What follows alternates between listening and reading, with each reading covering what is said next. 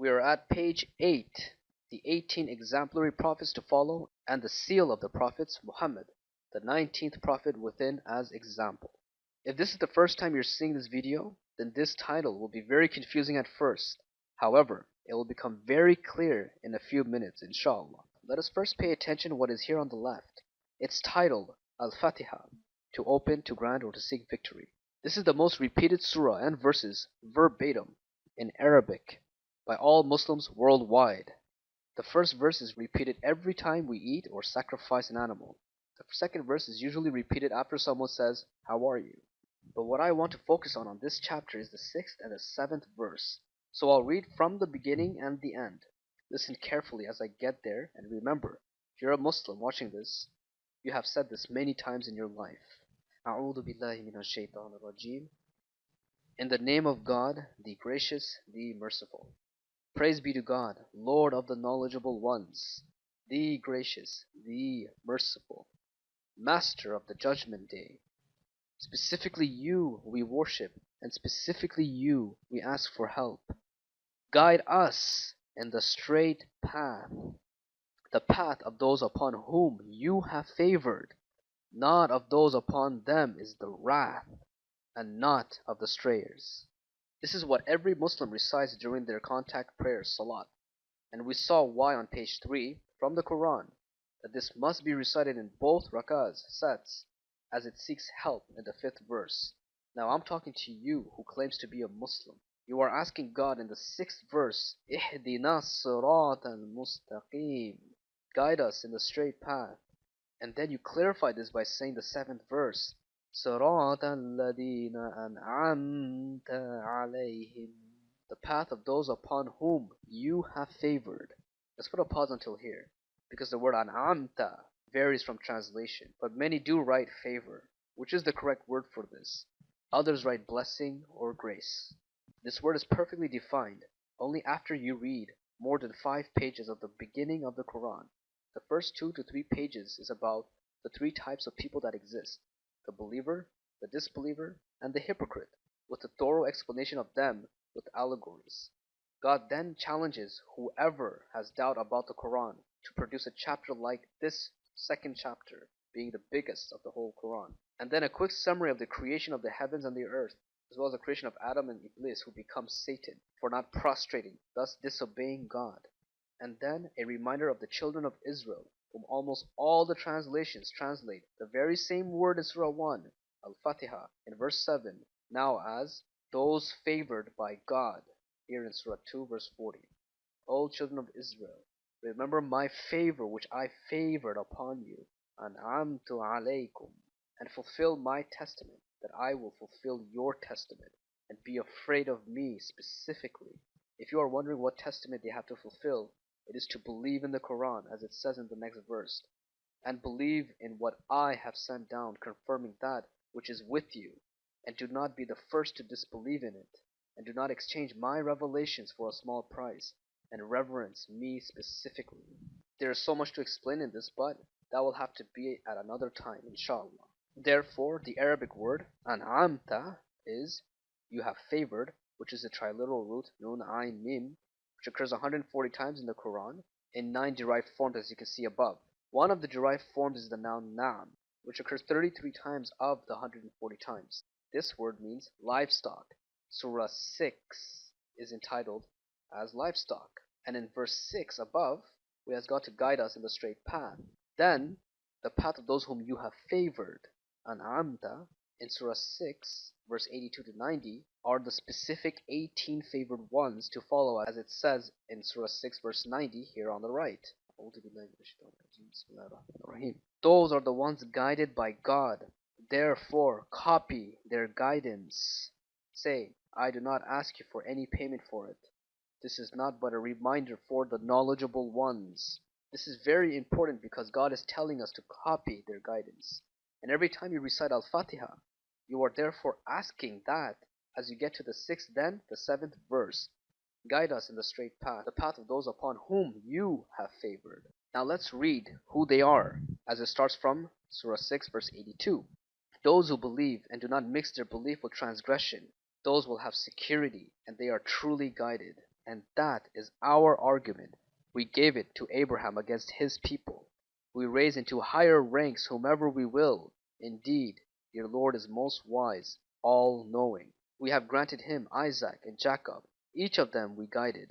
And we guided Noah before that, and from his descendants, David, Solomon, Job, Joseph, Moses, and Aaron, and we thus reward the good doers. Also Zachariah, John, Jesus, and Elias, all were among the righteous, and Ismael, Elisha, Jonah, and Lot, and each of these we preferred over the knowledgeable ones. From among their forefathers, their descendants, and their brothers, we chose them and we guided them in a straight path. That is God's guidance, with which he guides whomever he wills from among his servants. If any of them had fallen into idolatry, their works would have been nullified. Those are the ones whom we have given the scripture, wisdom, and prophethood. If these disbelieve in it, then we have already entrusted it to a people who are not disbelievers in it. Those are the ones guided by God. Therefore copy their guidance. Say, I do not ask you for any payment for it. This is not but a reminder for the knowledgeable ones. As you can see, God is bringing this to our attention, and if you didn't know what you were saying and the importance of what you were saying during the recitation of Surah Al-Fatiha, the first surah, the 6th to the 7th verse, well, now you do, inshaAllah, as God's guidance is repeated 8 times within these verses we just read.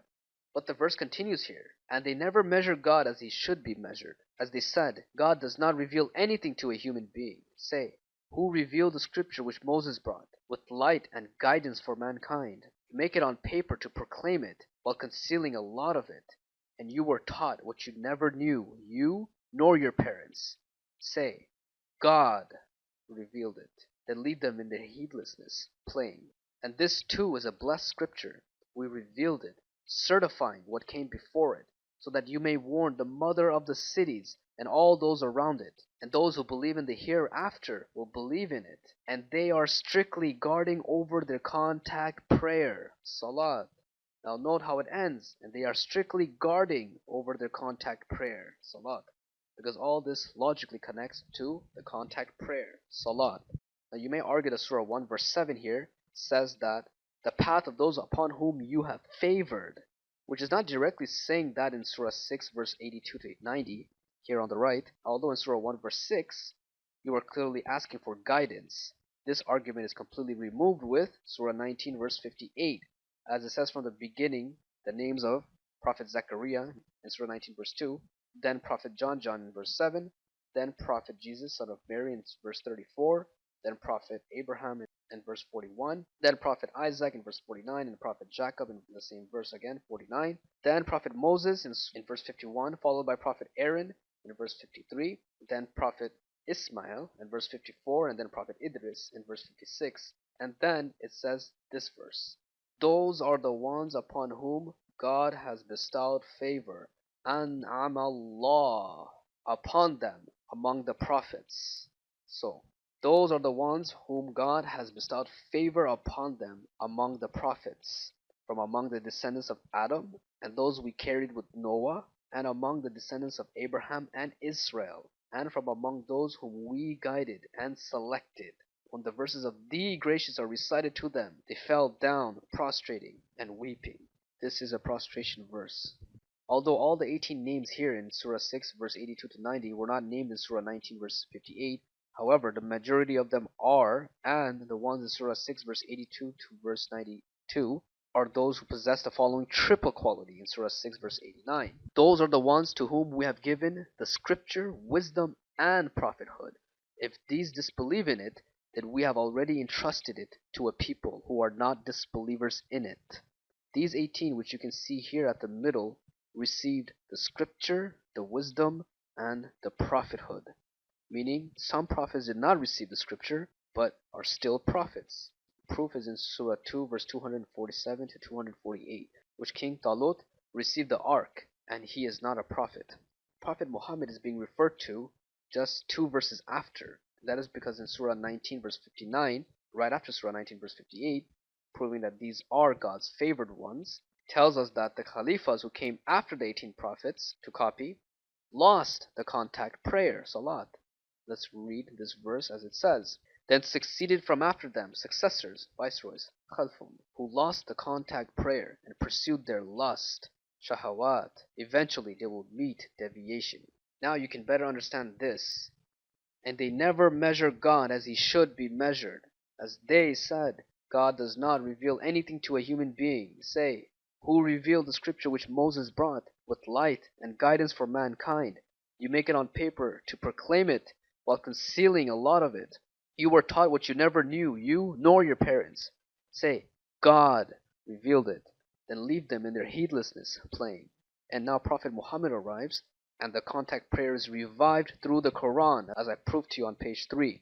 And this too is a blessed scripture. We have revealed it, certifying what came before it, so that you may warn the mother of the cities and all those around it. And those who believe in the hereafter will believe in it. They are strictly guarding over their contact prayer, salat. This verse clearly refers to Prophet Muhammad because the Quran was revealed through him, then to us, as is said in Surah 7, verse 156 to verse 158. Prophet Moses is speaking to God Almighty directly as follows. And decree for us goodness in this world and in the hereafter. Indeed, we have repented to you. He said, my punishment, I afflict with it whomever I will, but my mercy encompasses all things. However, I will decree it for those who are God-fearing and give the obligatory cleansing, and they are those who believe in our verses, those who follow the messenger, the Gentile prophet, whom they find written with them in the Torah and the Gospel. He commands them to be righteous, enjoins them from evil, allows for them good things, and prohibits that which is bad things for them, and relieves for them their burden and the shackles which were upon them. Thus, those who believe in him, respect him, support him, and follow the light which has been sent with him, they are those who will be the successful ones. Say, O mankind, I am indeed God's messenger to all of you, the one to whom belongs the kingdom of the heavens and the earth. There is no God except him. He gives life and death. Therefore believe in God and his messenger, the Gentile prophet, who believes in God and his words, and follow him, that you may be guided. Therefore Prophet Muhammad is the 19th prophet here to follow, also because he is the seal of the prophets, as it says here in Surah 33 verse 40. And Muhammad is not the father of any one of your men, however, a messenger of God and seal of the prophets, and God has knowledge of everything. Note, I put Prophet Muhammad here. Written above is the number 19 because he is the 19th in the sequence that God wrote here. Under his name is the numerical value. Mim, Ha, Mim, Dal are the Arabic letters for his name, and their values are 40 plus 8 plus 40 plus 4, which equals 92. Now note again, here Prophet Muhammad is the seal of the prophets. As you can see below, he is being acknowledged in verse 92 of Surah 6. I highlighted it in turquoise because the numerical value of Prophet Muhammad is 92. Now you have the sequential order here of the prophets' names in this order because that's how God said it in Surah 6 verse 82 to verse 92. Now I purposely put hexagons around them because this is the secret geometrical shape that I believe God has favored among the other shapes. In case you don't have a clue about hexagons, besides the fact they have one face, 6 sides, 6 angles, and 6 corners, they are also more efficient than circles in tessellation, which a circle is the most efficient shape on its own. But if you take 7 pennies or nickels or dimes or quarters and put one in the middle and put the other 6 around it, you will notice that it perfectly fits and there's a hexagon shape. But there are gaps between these circles, and this is why hexagons perfectly tessellate. The cells of a beehive honeycomb are hexagonal for this reason, and because the shape makes the most efficient use of space and building materials. You should also know that the radius of a circle, which the 6 corners of a hexagon touch its circumference, is equal to the side length of the hexagon. This is the only shape that can do this. Therefore the circle and the hexagon are interconnected. The circle is known to be 1 and hexagon 6. There are many other reasons, but you can go research them at your own convenience. Now back to these hexagons in which these prophets names are in this sequential order because that's how God said it in Surah 6 verse 82 to 92. On the middle left here, it's opened, and on the right here, they are being sealed together perfectly, efficiently, because of the hexagonal shape, and all 18 prophets fit here perfectly. Note the middle is empty because Prophet Muhammad goes there as he is the seal of the prophets, as said in Surah 33 verse 40. Now note here, I put the verse Surah 7 verse 156 to 158, and in the end of the verse 158 here, which said, "Therefore believe in God and His Messenger, the Gentile Prophet, who believes in God and His words, and follow him, that you may be guided," which is following the Quran. And by following him, you follow all of the 18 others around him, starting from Prophet Abraham all the way to him, just like it is said in Surah 6 verse 92, so that you may warn the mother of the cities and all those around it. Also in Surah 2 verse 136 and Surah 3 verse 84 says that we make no distinction among any of God's prophets. Thus we are to follow each one of them from the teachings of the Quran and apply it to our lives, inshaAllah.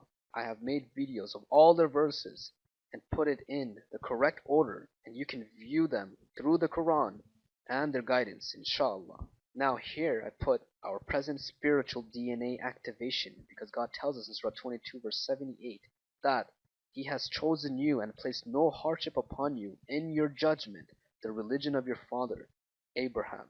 Abikum Ibrahim. He named you submitters originally. And in Surah 14 verse 36, Prophet Abraham says, "As for those who follow me, then indeed he is of me, minni." As a result, whoever calls himself a Muslim and follows their guidance that God gave them, as God tells us to copy them in Surah 6 verse 90 and in Surah 7 verse 158, are following the light which God sent to us, the Quran. They are those who will be the successful ones. Thus, this is what you are seeking when you recite Al-Fatiha, the first surah, and how powerful it is and how it connects with our ancestry. And on the bottom left here is our past spiritual DNA activation. Note, Prophet Moses was a sinner, as he is told about Prophet Muhammad, as Surah 7 verse 156 to verse 158. God knows best, and Him you should rely and trust. That concludes page 8, but just to let you know, there is much more about Surah Al-Fatiha that I have not presented here. For example, the proof that all the prophets knew the surah. Here's a quick view of the verses from the Quran. Press pause to view. Note, Prophet Solomon says the Bismillah in Surah 27:30 and so on. On this page, every verse in Al-Fatiha is connected to one of God's names or is attributed to Him. Subhanallah. Press pause to view, and on this page, I show you how all 7 verses connect with all the 114 surahs, for the exception of one. May God increase your guidance, and God knows best, so put your trust and rely upon Him, inshaAllah. Now we are ready to see the last page, inshaAllah, page 9. Why more than the majority are following falsehood.